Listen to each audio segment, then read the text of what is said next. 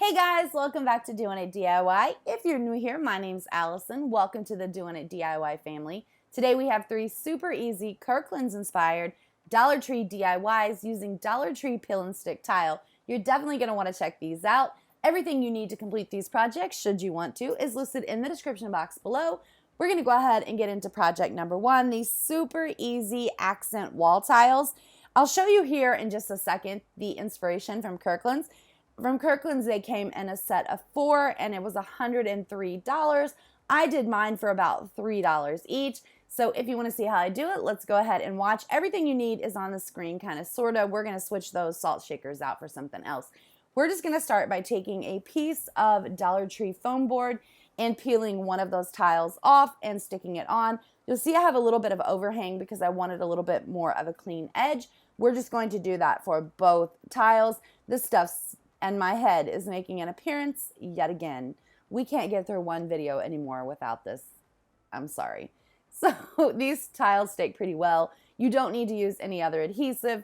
Once you have those stuck on, you're going to want to go ahead and take your X-Acto knife and a cutting mat, something to protect your work surface, and go ahead and cut those out. They cut super easy. They can have a tendency to have a little bit of a rough edge. If you go slow and use a lot of pressure and a steady hand, you can make it look perfectly perfect. Perfectly perfect. I love my choice of adjectives today. All right, so we're just going to do that with both of those. And that's what you should have at this point. Super easy. And these tiles are so pretty. All of them that they have are just adorable. I'm using these 2 concrete, I'm not sure if they're concrete, but they are stone planters that I got from the Dollar General. They were $1 a piece. I love them. The original version came with some vases, but I didn't have anything that I liked that I thought worked here. That's why I use these, and I actually love this so much more. So we're just going to center them in the middle of our tiles, and I'm just going to put a little line there so I know exactly where I want to place them. And then I'm going to use a combination of E6000 for a permanent hold and hot glue for an instant hold, and I'm just going to apply that on the back and then press them down in place where those lines that I just created are. These are so easy too, and they have such a big impact in the space that I have them in. I just love them. I think they're so cute. Of course, you can make a set of 4. I just wanted to do 2 because that's all that I had room for in the space that I have them. And they're so easy. So once we get that on, and you got to give it a little bit of time to dry, of course, and set up, then you're just going to spread out the little greenery on top and then turn them over. And we're just going to use a piece of jute twine to make a hanger. You can, of course, use a clawfoot hanger. You can use the tab on a can of pop. That's what we say here in Ohio. We call it pop or soda for all you other people. We're just going to use some hot glue. And I used a piece of washi tape to hold down where I hot glued my hanger. I usually do this with ribbon. I had washi tape on the side, so I just decided to use that. And that is all there is to this first project. It was super easy. I love the finished product. I hope you guys do too.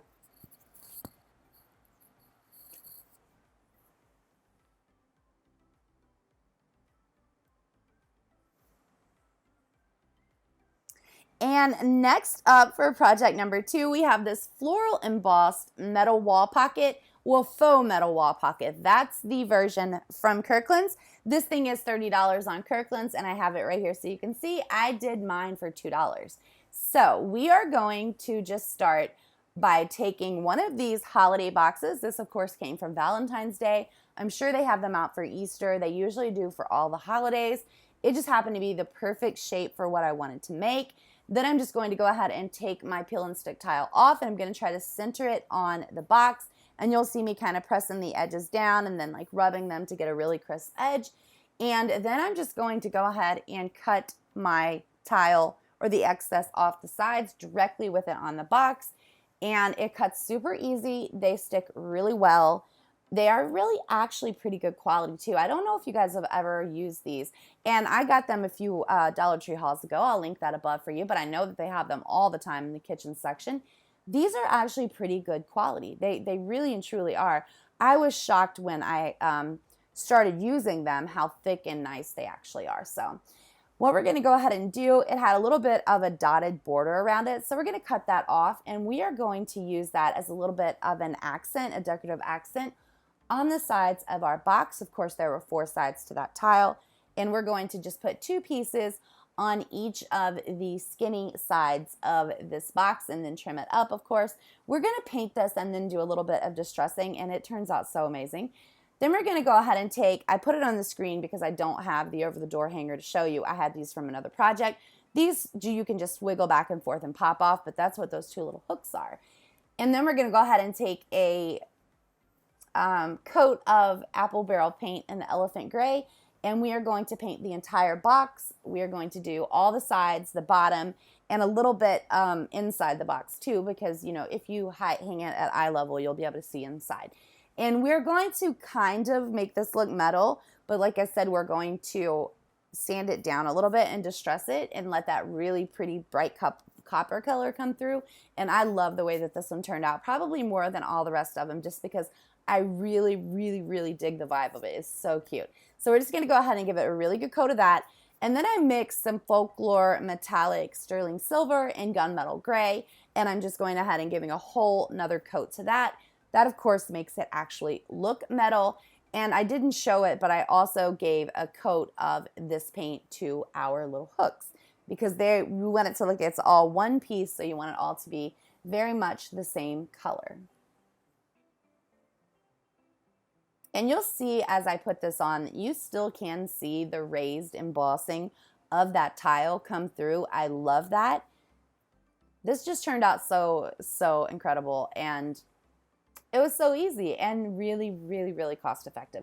If you saw that haul that I mentioned a while back, I got so many of these tiles, and I thought, let's do a whole video dedicated to things that we can find to make with it. And there just so happened to be these 3 from Kirkland's, and I love them. Now, my favorite part about painting on these tiles is taking a Dollar Tree sanding sponge and sanding some of the paint off. You don't want to sand it all off. You kind of want it to look a little bit old and chipped and worn.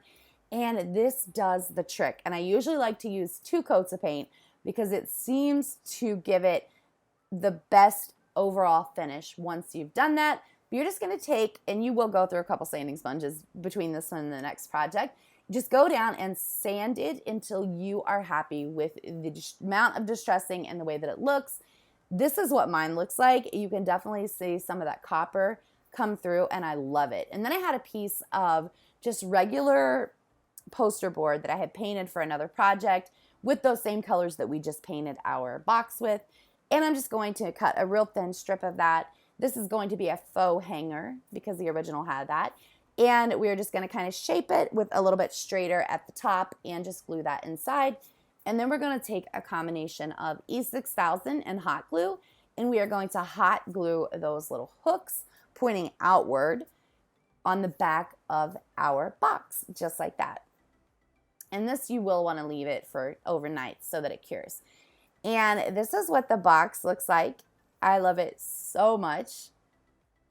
And we've let that cure for 24 hours. So then we're just going to take a piece of jute twine and some hot glue and a little bit of ribbon and stick that on the back. You can put florals in this. When I did mine, I didn't even decorate it because I really didn't think to do that.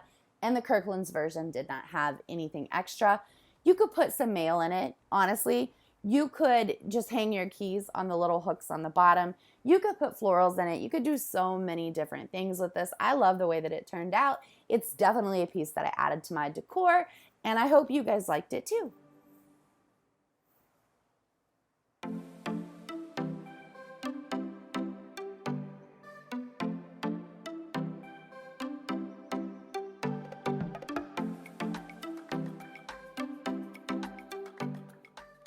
If you guys are not subscribed yet and you want to see more awesome DIYs like this, please go ahead and subscribe to Doin It DIY. I would love to have you as part of the Doin It DIY family. Okay, project number 3 is this super beautiful. I love this one so much. On Kirkland's, they call it a white vintage metal ceiling tile wall plaque, and it's $71. I didn't want to pay that, so I used a piece of Dollar Tree foam board and 4 of the peel and stick tiles, and we made it for $5. And I love the way that this turned out. It's beautiful. So we're using the same peel and stick tiles that we did in the first project. They only have a couple different designs like this with the metal embossed. So I got both, and I thought this worked best and looked the most similar to the original. And we're just going to take 4 of those and just start in a corner of our foam board and attach each one of them, making sure they touch and they're all even. Then we're going to go ahead and take our X-Acto knife and our little cutting mat and go ahead and cut the entire square out. Super easy at this point. This whole project is easy. All 3 of them were super easy. And that's what it looks like once we have it all cut out. It looks awesome like this, but what we're gonna do is take some Waverly chalk paint and ivory, and we're gonna go ahead and give it 2 really good coats. Like I said before, I've tried this on these tiles with 1 coat of paint, and it doesn't really give the depth and the age that I wanted. So 2 coats, letting it dry really, really well in between and at the end, gives the finished desired outcome that I wanted. If you guys find that you like them plain, that's perfectly okay. If you find that you just want to do 1 coat, that's okay as well. But once you've let 2 coats completely dry, you're going to go ahead and take a Dollar Tree sanding sponge, and you might need a couple of them. I honestly went through a couple, and you'll see that in a second. And just sand like your life depends on it. It's going to make a mess. You're going to have to clean it up. It's going to take a little elbow grease to get through those 2 layers of paint, but I promise you it's going to pay off, because the embossed or raised nature of those tiles works so perfectly with a sanding sponge. They come through. It looks old. It looks vintage. It looks so beautiful. And I love this so much. That's what it looks like. You can do more sanding. You can do less sanding. That's totally up to you. I'm going to go ahead and use some jute twine and some hot glue and a little bit of ribbon and make a hanger on the back. You can, of course, do a couple clawfoot hangers at the top. Whatever it is that you can use, some wire, whatever it is that you would normally use to hang your DIY projects, you can definitely use that, but that's all there is to this project. I hope you guys like these 3 projects. I hope you found something that you would like to recreate. If you do, make sure you're following me on Instagram at Doin It DIY with Allie, that's ALLIE, and tag me in your photo. I cannot wait to see you guys again on Tuesday with some more DIY projects. If you're not subscribed, I hope that you will go ahead and subscribe, because I'd love to have you as part of the Doin It DIY family. And until next time, you guys, I will see you soon. Bye-bye.